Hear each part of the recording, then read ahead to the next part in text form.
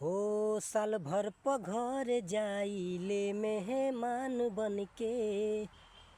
हो साल भर प घर जाइले मेहमान बनके। मिस करिला हम बहुते है। मिस करिला हम बहुते उ दोस्त बचपन के। साल भर प घर जाइले मेहमान बनके। ओ 2-4 दिन से ज़्यादा हम घरे ना रहिले। चल फिर से तू कमाए जिम्मेदारी कहेले। 2-4 दिन से ज़्यादा हम घरे ना रहिले। चल फिर से तू कमाए जिम्मेदारी कहेले।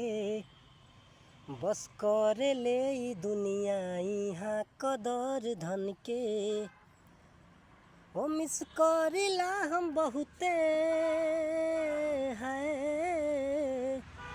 मिस करिला हम बहुते उ दोस्त बचपन के। साल भर प घर जाइले मेहमान बनके। हो रोज 12 घंटा जाके हम कंपनी में खटी। वो फिर रूम पर आके बनाई हम रोटी। रोज 12 घंटा जाके हम कंपनी में खटी। फिर रूम पर आके बनाई हम रोटी। घरवा के छत चुअत उदास करे मन के। ओ मिस करिला हम बहुते है। मिस करिला हम बहुते उ दोस्त बचपन के। साल भर प घर जाइले मेहमान बनके। हो पैसा बड़ा बजालिम घर बार बा छोड़वले। दूर भइले माई बाबू ऐसन जुलुम बा कइले। पैसा बड़ा बजालिम घर बार बा छोड़वले।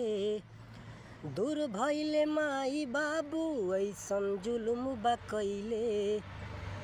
न गाँव वाला खुशी मिली न कबो किनके। ओ मिस करिला हम बहुते है। मिस करिला हम बहुते उ दोस्त बचपन के।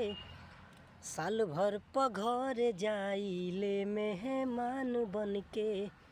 साल भर प घर जाइले मेहमान बनके।